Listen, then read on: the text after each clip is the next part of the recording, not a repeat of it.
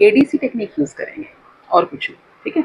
तो एडीसी में ए क्या है, अटैचमेंट, डी डिटैचमेंट, सी कमिटमेंट। तो हम अटैचमेंट, डिटैचमेंट, कमिटमेंट टेक्निक को यहाँ पर यूज़ करेंगे ऐसे इंसान के लिए।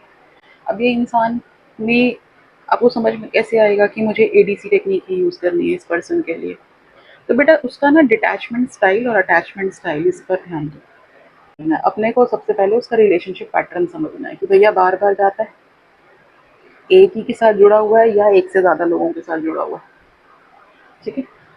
तो जनरली होता क्या है कि एक होते हैं लॉयल पर्सन्स जो एक ही के साथ जुड़े हुए हैं और फिर जब उनका रिश्ता टूटता है तो भैया बहुत ही पूरी तरीके से नीचे गिरते हैं थॉट प्रोसेस के अंदर। एक होता है एक ऐसा इंसान जो पहले ऑलरेडी ये ब्रेकअप से गुजर चुका है और उसके माइंड में ये बात बैठ चुकी है कि बस ठीक है यार, जैसे चल रहा है वैसे चलता रहने दो।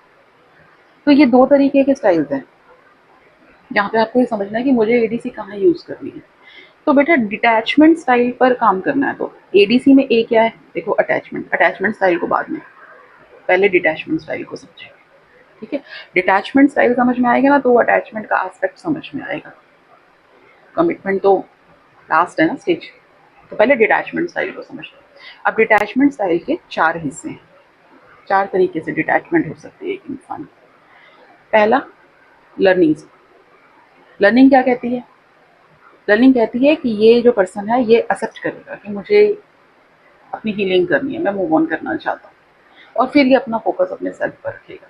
ये पॉजिटिव है हमारे लिए, ये बहुत पॉजिटिव साइन है।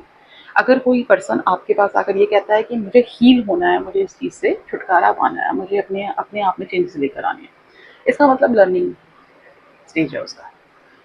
अगर कोई पर्सन जो है वो ग्रास्पिंग में होगा, तो सेकंड स्टेज हमारी ग्रास्पिंग है। अगर वो इस स्टेज में है तो जो उसका नो कॉन्टेक्ट जोन चल रहा है उसमें वो बहुत पेनफुल रहेगा, बार बार जाएगा, स्टॉप करेगा, ठीक है। कोशिश करेगा कि सामने वाले के बारे में जानकारी मिले, अपने बारे में किसी तरीके से कोई इन्फॉर्मेशन उसको पहुंचाऊं मैं।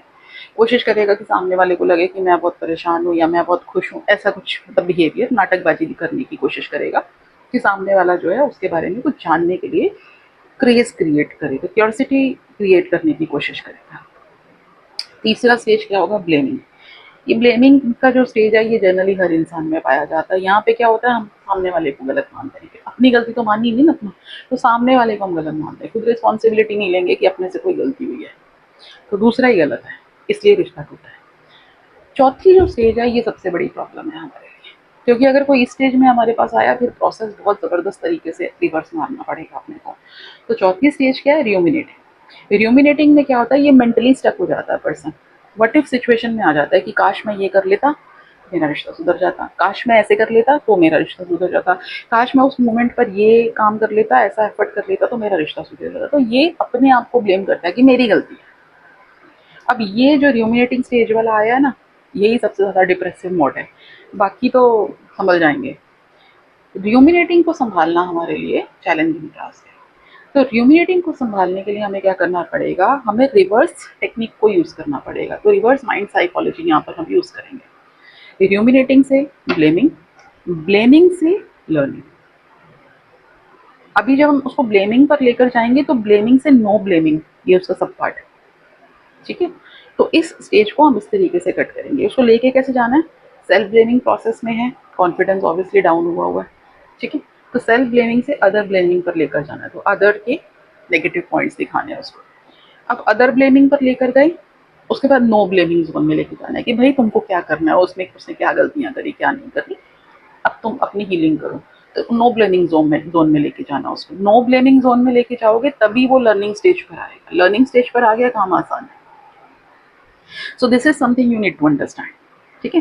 तो जब भी एडीसी टेक्निक को यूज करो इस तरीके से, एक पर्टिकुलर पर्सन को उस एक ट्रॉमा से निकालने के लिए, उसे एक ब्रेकअप के स्विंग से निकालने के लिए, तो उसके डिटैचमेंट स्टाइल पर काम करना है। अब सवाल उठता है कि उसका हम अटैचमेंट स्टाइल कैसे देखेंगे।